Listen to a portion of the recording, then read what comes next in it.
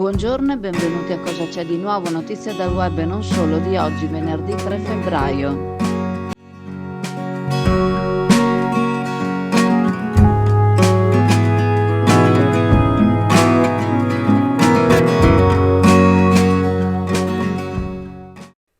Alcuni particolari dell'incendio che ieri ha messo tutto in agitazione: l'incendio scoppiato in calle Ramo Fornetti sulla fondamenta. Uno dei due residenti nell'abitazione, che ha preso fuoco appunto ieri mattina, deve sicuramente la vita ai vigili del fuoco. Infatti, quando nell'abitazione l'inquilino del terzo piano si è accorto del fumo che proveniva dal secondo, è sceso in tutta fretta, tempestando di colpi la porta dell'appartamento e, non ricevendo risposta, è scappato in strada indossando il solo pigiama. Quando sono arrivati i vigili del fuoco, hanno iniziato le operazioni di spegnimento, entrando con bombole e respiratori, e hanno trovato uno dei due inquilini che era rientrato, probabilmente per recuperare qualche cosa, e se non avessero avuto il respiratore di soccorso, è una specie di sacchetto che mettono in testa, probabilmente il finale sarebbe stato ben diverso. L'uomo è stato poi portato in ospedale, dove si trova attualmente intubato per precauzione. Oltre ad alcune piccole ustioni, era rimasto molto intossicato. Al momento non sono note le cause dell'incendio, l'abitazione al momento non è agibile, dovrà essere sottoposta alla visita dei tecnici per capire il procedere. I residenti hanno dovuto trovare sistemazioni alternative in attesa di capire se e quando potranno rientrare a casa.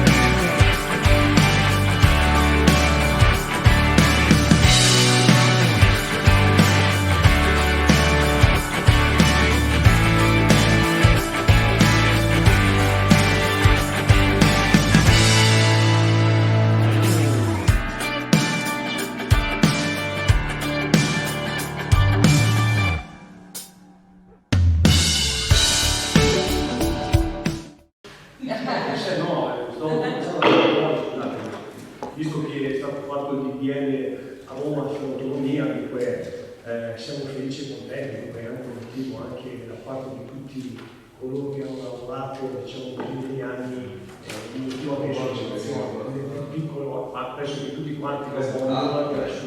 Detto questo, lasciatemi passare. Per il Veneto oggi è una giornata storica, l'inizio di un percorso e non il traguardo. Si sta scrivendo una pagina di storia. L'attuale governo, dopo un centinaio di giorni dall'insediamento, ha mantenuto gli impegni con gli elettori, avviando il percorso verso l'autonomia. Ringrazio il Presidente Meloni e tutto il Consiglio dei Ministri, in particolare il Ministro Calderoli, che ha seguito in prima persona questa partita, svolgendo un grande lavoro con tanto buon senso e capacità d'ascolto, a cominciare dal dialogo con le regioni fino alla stesura della prima bozza, ha riferito il Presidente della Regione Veneto Luca Zaia, commentando il via libera in Consiglio dei Ministri della prima bozza del disegno di legge sull'autonomia differenziata, presentato dal Ministro per gli Affari Regionali Roberto Calderoli. Saranno i fatti a dimostrare che autonomia non significa secessione dei ricchi per lasciare indietro qualcuno, non significa minare l'unità nazionale, e lo dimostrano gli esempi apportati dagli Stati federalisti nella stessa Europa. L'autonomia è prevista dalla Costituzione e il Veneto è supportato in questo percorso da un referendum. Ora che c'è il decreto di legge, conclude Zaia, seguiranno i provvedimenti con cui esso si concretizzerà. SD Auto informa della novità per il 2023, la revisione dei carrelli in sede. Si effettuano revisioni in sede dei rimorchi di massa complessiva non superiore ai 3.500 kg, 01 e 02, di carrelli per imbarcazioni, per moto, per auto, roulotte, trailer per il trasporto cavalli, carrelli tenda, carrelli trasporto animali e tutti i carrelli di massa complessiva non superiore ai 3.500 kg. Potete contattare SD Auto per qualsiasi informazione o chiarimento. Erika Baldin, consigliera regionale pentastellata, propone un intervento a sostegno del turismo nel litorale veneto riguardante tutta la costa, una legge regionale per la raccolta e lo smaltimento dei rifiuti che sporcano le spiagge e le rive dei corsi d'acqua.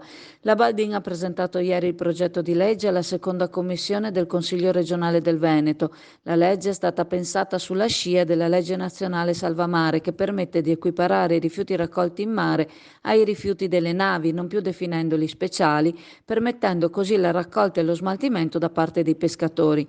Lo strumento pensato da Baldin non prevede nuove tasse a carico della cittadinanza, ma una copertura economica di un fondo regionale già stanziato. Si tratta di un contributo a favore di soggetti pubblici e privati a cadenza fissa e certa, ripartito annualmente in base a precisi criteri come la quantità di rifiuti raccolta nell'anno precedente, la lunghezza del litorale, la presenza di foci di fiumi nel territorio comunale e la relativa portata.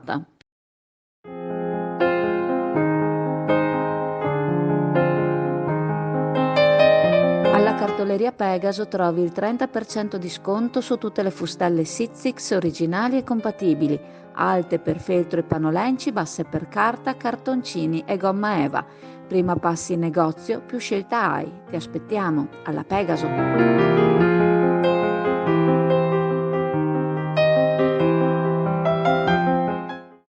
Si potrebbe definire una colonia di nutrie quella che sta rigogliosamente crescendo per dimensioni e per numero di esemplari e che ormai è di stanza sulla palude che si colloca ai piedi della rampa del ponte Baden-Powell, lato sottomarina.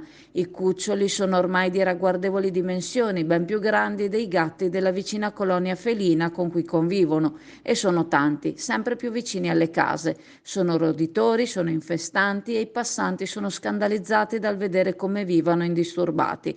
Non ci sono però nei pressi campi coltivati che possano rimanere danneggiati dalla loro presenza e l'argine della riva dovrebbe essere intaccabile dalla loro azione distruttiva.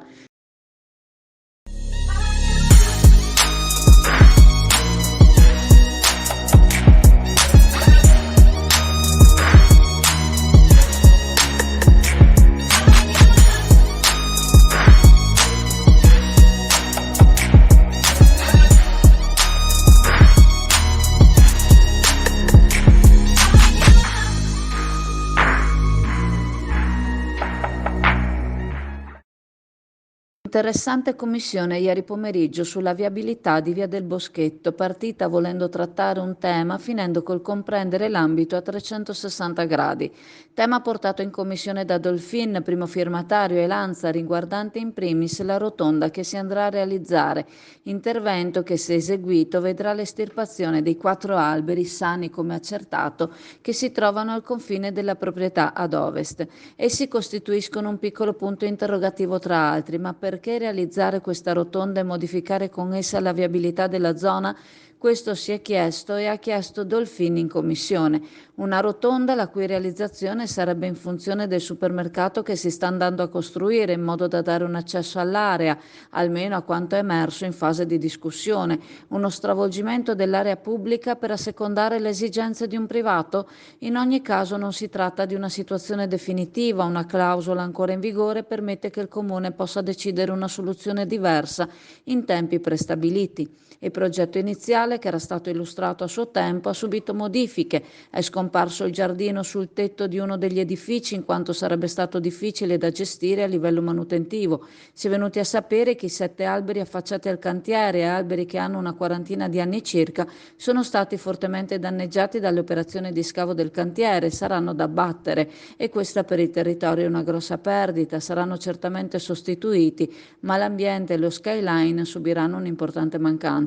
Non solo rotonda, ma anche pista ciclabile, area dell'ex Cichito, gli altri argomenti, senza dimenticare la riqualifica della zona dell'ex Siamice, una zona che è stata definita il cuore di Sottomarina, per la quale servono attenzioni maggiori per evitare di ripetere errori già fatti che la cittadinanza andrebbe a pagare per gli anni futuri. Il clima in commissione, nonostante sia stato ribadito da più parti che non c'era intenzione di accusare l'operato di qualcuno, è stato per alcuni tratti accusatorio, in particolar modo al pensiero che la rotonda sia ormai cosa fatta.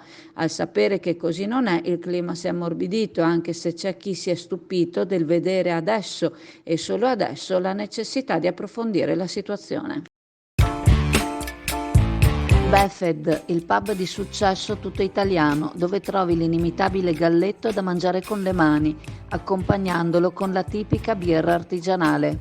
Il galletto è sano, genuino ed eccellente, garantito da filiera controllata Valle Spluga, e la birra artigianale nasce dall'esperienza di maestri birrai Buffett.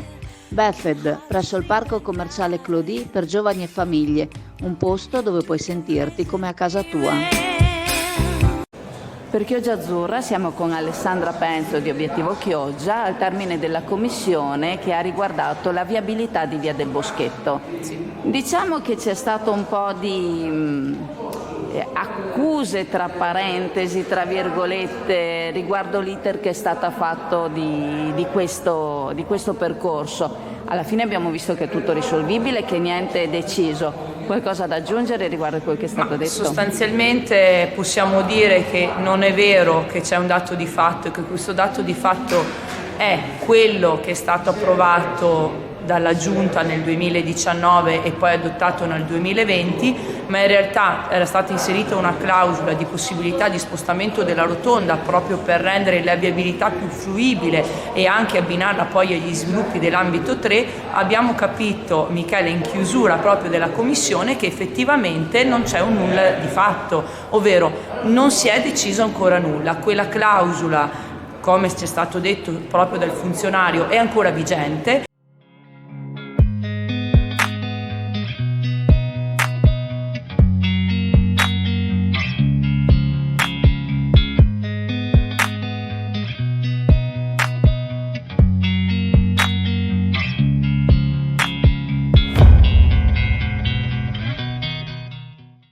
Per Chioggia Azzurra siamo con Marco Dolfin al termine della commissione che ha portato sia lui che il qui presente Marco Lanza riguardo la viabilità della Via del Boschetto. Sono saltate fuori un sacco di cose interessanti in questa commissione. Allora, l'importante è avere la possibilità di poter dialogare, discutere a prescindere dai ruoli, perché dopo sembra quasi un attacco all'amministrazione, che non è così, ci mancherebbe altro. Insomma, anche perché sarebbe una guerra intestina, esatto, non mi sembra il caso. Non è questo il caso.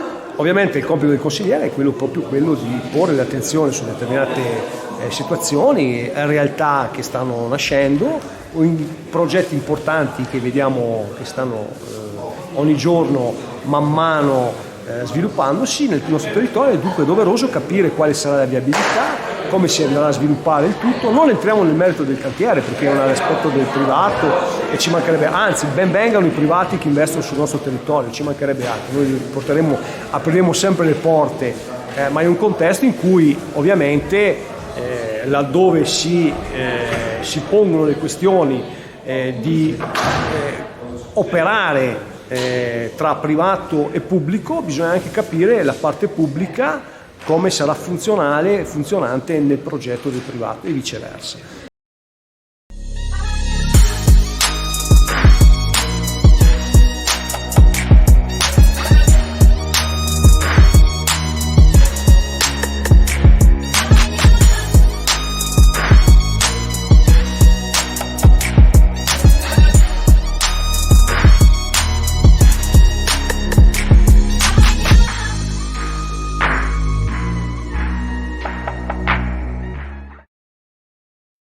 Ricordandovi che la farmacia di turno oggi, venerdì 3 febbraio, è la farmacia al Duomo in Corso del Popolo a Chioggia, vi ringrazio, vi saluto e se volete ci vediamo in negozio alla cartoleria Pegaso a Borgo San Giovanni.